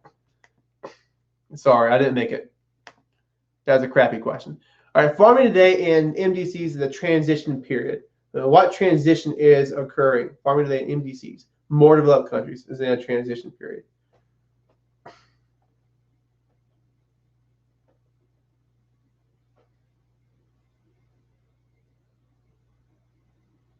Huh. All right, I think I know the answer. No, that's not what I would put. That's a weird question too. We associate the mechanization or the industrialization of farming with the second industrial revolution, which actually occurred with the industrial revolution. I would have thought, however, with the ongoing technological advances, that the answer would have been the mechanization. I'm not really sure. Again, that's a weird question for me. I actually think something like that. I want to know where that question came from, because they were just talking about a question just like that on the AP Human Geography teachers page. MDCs, no, I don't agree with that. Sorry, I just don't. Because we were a third agricultural revolution, that was second agricultural. Yeah, that's true. But industrialization of agriculture, we've been doing that for hundreds of years. So I don't really know. I'd have to have more information on what they mean by that. Because I don't agree with that. All right. Prior to the first agricultural revolution, what were humans doing for food?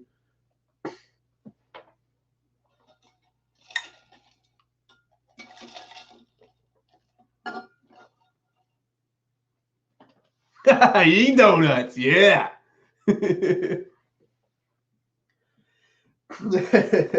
and gathering, yep. It's obviously blue. Okay. Von Thunen's model of agricultural land use is centered on what basic concept?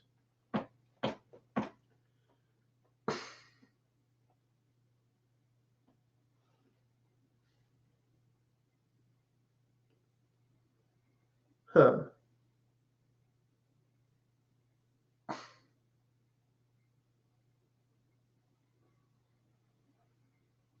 The farmer sells all of their farm production to a market. That's a weird way to craft that question.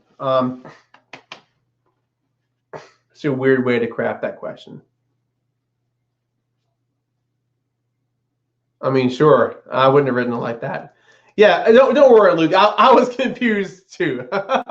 Why not red? What was red, Danny? Was that the one that was asking about the heavier materials or the lighter ones?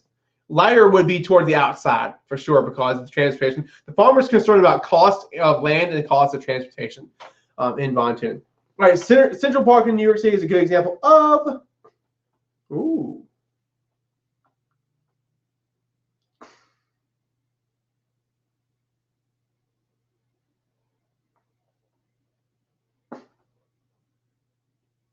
A festival landscape. I'm with you guys. I would have guessed a green belt on that because it sounds like, I mean, I actually was reading about that just the other day. I don't think they used the word green belt, but what I was looking at certainly didn't use the word festival landscape. Makes sense though, but it would be like a green space if nothing else. That was an interesting question as well. Which of the following traits fit the definition of an Islamic city? Okay.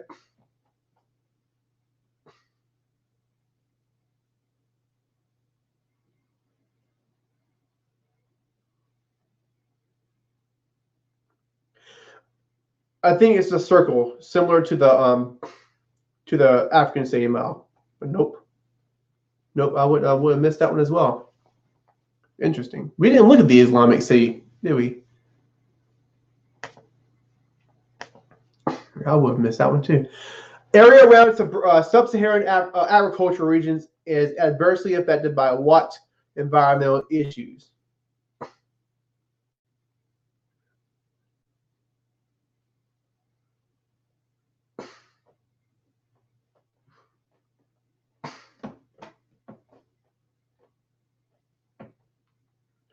El Nino is a condition that occurs mainly in affects Latin America and even North America to some extent, having to do with wind currents and things like this.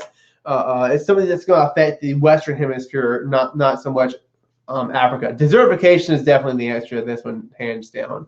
Global warming might have an adverse effect on desertification, but the answer to that question is desertification.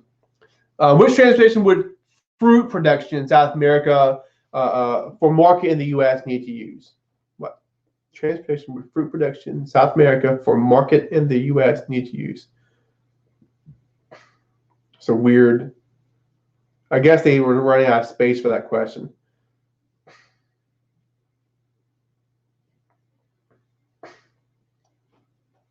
All right.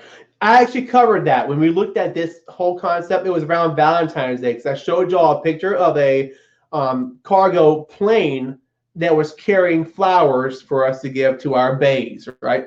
And so definitely airplanes. And the reason is because these are market goods. These are like it would be the equivalent of market gardening. So this is stuff that's going to spoil if it sits on a shipping barge for a super long amount of time. It would definitely be airplanes because of that. All right, the border between the United States and Canada along the 49th parallel is what kind of boundary? It's a good question.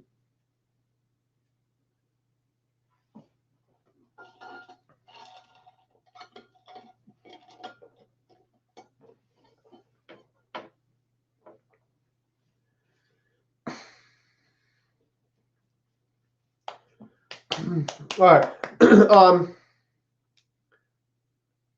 Yeah, the boundary was created prior to the population being there, right? I think there should have been a subsequent boundary. I think I have to look back and see if I'm getting those just mixed up in my head. But the boundary existed prior to the people actually moving in there. I'd have to look. I don't know why I'm having a blank on that. What country has the largest coal reserves in the world? Coal reserves in the world. If you watch the news.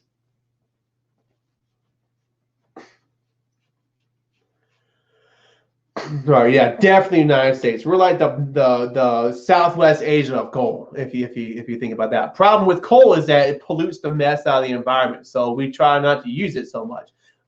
Still, when President Trump was running for office, he wanted to bring a lot of that back in order to stimulate our economy because it's cheap and we have tons of it. Which of the following religions is a monotheistic religion? Monotheistic.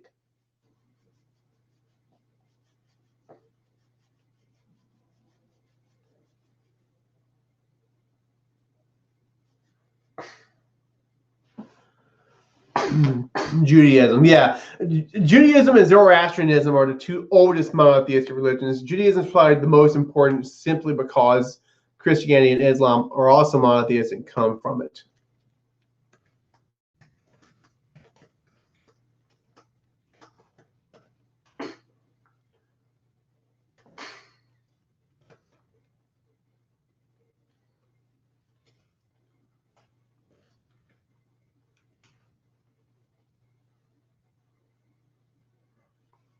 What stage of demographic transition has highest growth rates?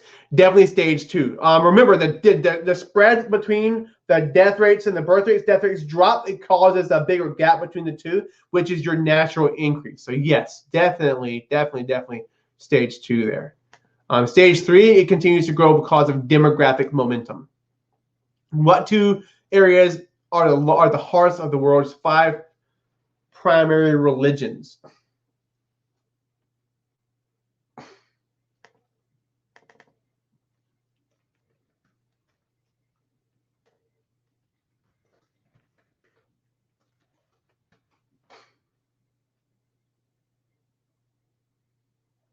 All right. Northern India and Southwest Asia.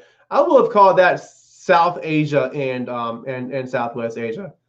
But yeah, Northern India is still part of that. That's where Hinduism and Buddhism would have emerged. Both of those would have been from this basic region here. Southwest Asia is the same as saying the Middle East, which is where Judaism, Christianity, Islam emerged. Thailand is the best example of which type of political shape. Yeah, so state morphology, shapes of states. Which one would Thailand be?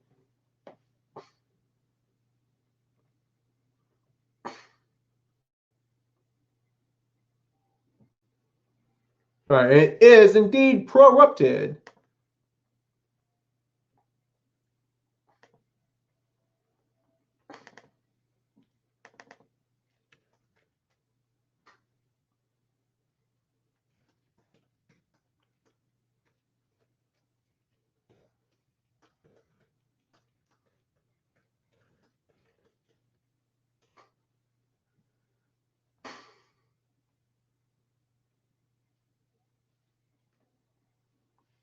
All right, so this here is covered, I want to say, in the Rubenstein book. Hamlet's being very, very small. I looked at this also in one of my presentations. Actually, when we got, I think it was the first thing I looked at with cities in Unit 7. Hamlet's villages, towns, cities, metropolis.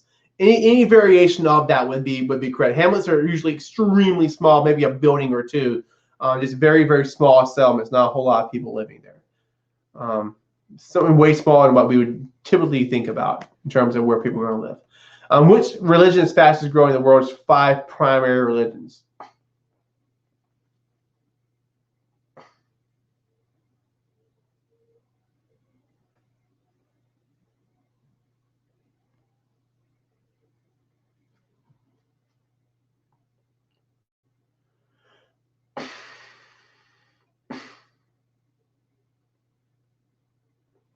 Like Islam, definitely the fastest growing. Definitely the fastest growing. A lot of y'all put what, Christianity for that? Yeah, Islam is growing way faster. Actually, a lot of places where Christianity prevails is becoming more and more secular, such as Europe and even North America. The greatest percentage of people in the world participate in which kind of agriculture?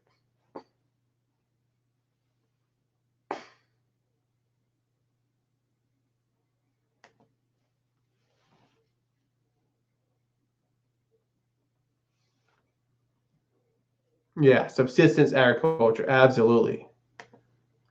Absolutely. Good job. Abby is dominating. Oh, I just mentioned that to you guys.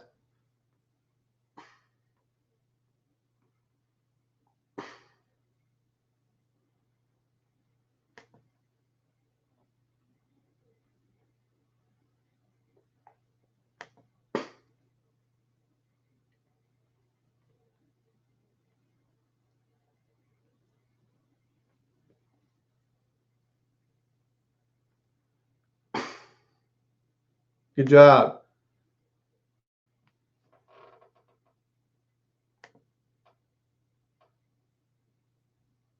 The following city is classified as a world city. All right, so all of those would be, but one of them is going to be more influential, like a better example of the than the rest.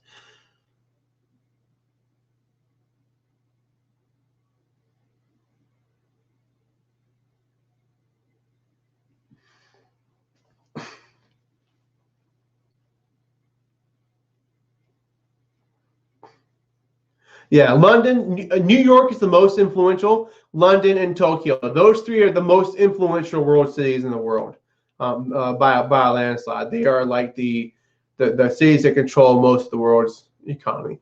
All right, which of the following is best example of a nation state? Nation state. Now, if you know regionally where a lot of these nation states are, there would be one that would be easier to find for sure.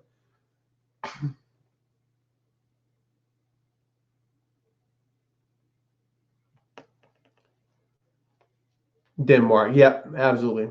Perfect. Perfect. Awesome.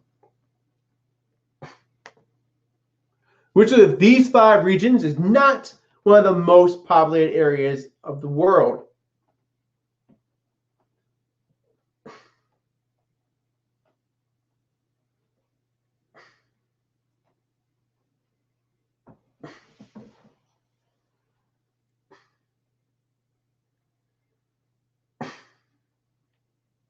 All right. Yep. South America. And northeastern United States is the most densely populated region in the Western Hemisphere. Central Europe, East Asia definitely have tons of people there. A very, very dense population as well. A 30th parallel in Korea is an example of NaN.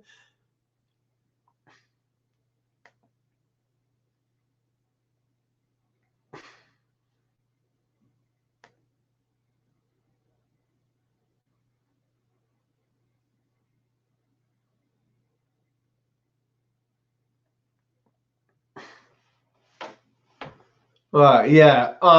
The border there comes as a proxy war during the Cold War. The communist North and the South, which was supported by capitalist or I guess democracy governments, the United States. The line barely really even moved as the war raged on. It was a superimposed boundary.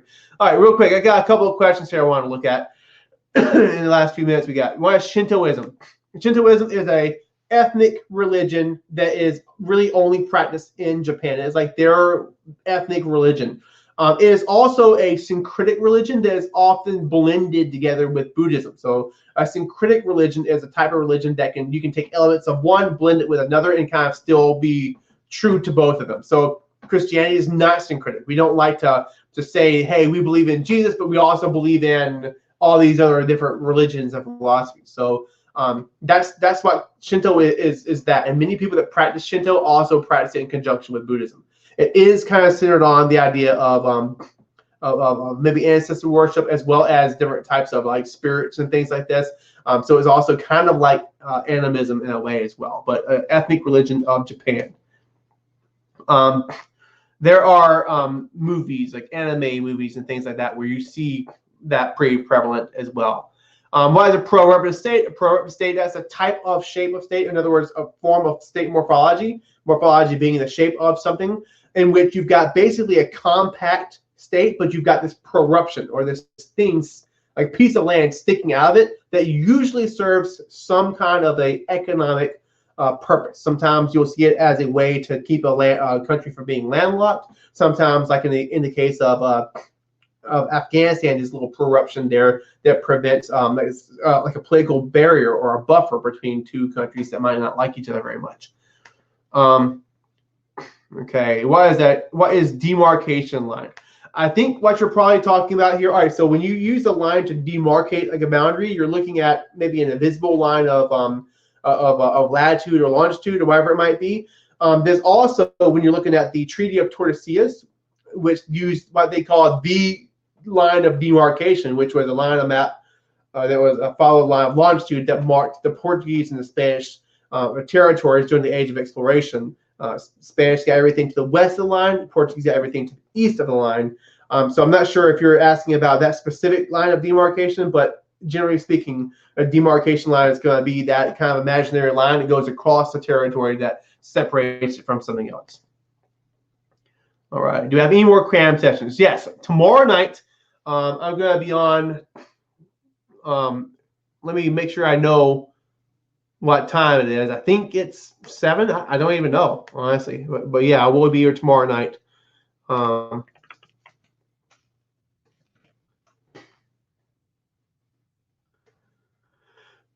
anybody know what time it's scheduled for tomorrow night?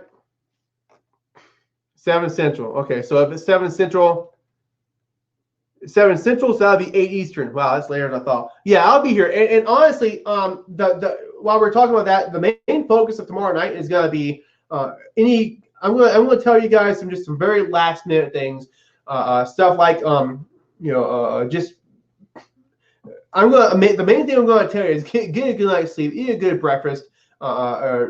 Don't spend too much time trying to save the world after the cram session tomorrow night. The main thing I want to do, honestly, is any questions you guys have, go ahead and write them down over the course of today, tomorrow.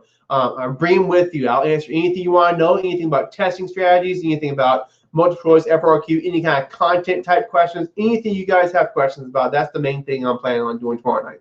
I don't think we're going to go much more, maybe an hour or so, because I think really what you guys are going to need tomorrow night is encouragement and just some last minute stuff. But I think you've already got what you need in order to do well on the test.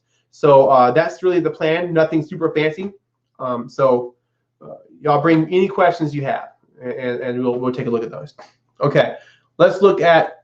We got about 4 or 5 more minutes. We'll answer just a couple more questions. Okay, we got through question 30 of 40. So, which region has the fewest languages that are under threat of extinction?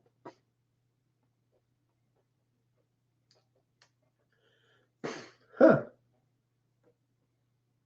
Yeah, I think Europe would have to be the answer, because I can only think of maybe the Basque or whatnot. The Americas, you got almost every Native American language. So that's the reason why the Americas wouldn't be it. Usually you think about this and you're like, well, Spanish and English. But yeah, Europe would have probably the least amount that are in danger, because most people there are speaking Indo-European language. What economist was the first person to predict a population crisis? Thanos! I appreciate that. You know, I love teaching. I love teaching this class, and so, you know, you might not think that if I was a teacher over your class. You know, sometimes it's easier to hear something from someone through a video when I'm not there to pester you about stuff like homework and writing and all that. So, but I do appreciate it. I've enjoyed working with you guys this year for sure. Thomas Malthus is the answer to that question for sure. Thanos wasn't the first guy. The second agricultural revolution coincided with. This is one we talked about for sure.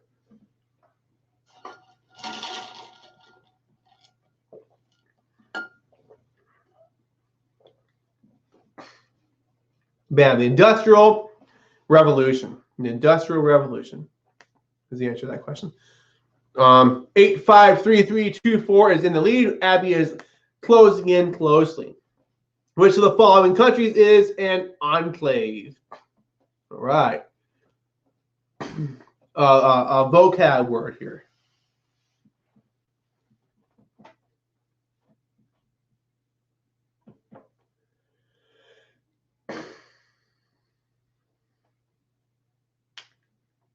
There you go. An enclave is a fancy way of saying a territory kind of completely enclosed within another territory. You can look at this at different scales as well. So you might have you can consider a Chinatown to be an enclave, also an ethnic neighborhood within a city. All right. We'll do one more, and this is going to finish us up.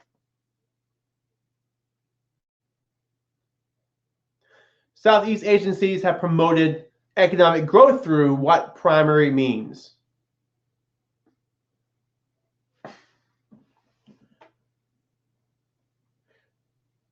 It's definitely an enclave. It's going to be a territory completely surrounded within another territory. So Lesotho is a country that literally exists within South Africa.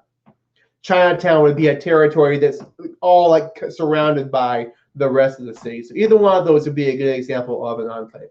All right. So yes, Western investment and trade. If you look at the international trade model that Rubenstein talks about, that kind of is the way that the Asian tigers went about in development. That's what you're looking at there, Western investment and trade. All right, so let's look and see what the leaderboard is. Bam. Looks like we got a clear winner. Good job, 853324. I have a quick question, and we're going to end here. The difference between an exclave and an enclave. An exclave, really there's not a whole lot of difference in the way we would look at it from a spatial perspective, but an exclave is going to be a piece of a country that would be separated by a another country. So a good example of this is if you look at Russia, Kaliningrad is going to be separated by like Estonia or whatever is up there. It's going to be isolated from the rest of the country. So that's the main difference there, guys. Go forth and be merry. All right, you got one more day. Do what you gotta do. Work on your weaknesses. Get with your people. I'm definitely gonna tell her Happy Mother's Day for sure. Thank you, Danielle. I'll make sure she knows it came from you. And hey, you guys did great tonight. And I know you're gonna all do awesome on the FRQ, on the multiple choice, on the test in general. So I'll see you guys tomorrow night for our last cram session, and then it's nothing standing in front of you other than to go in there and do what you're gonna do and make a 4 or 5 on the AP exam. So peace out. You guys have a good night. I'll see you tomorrow.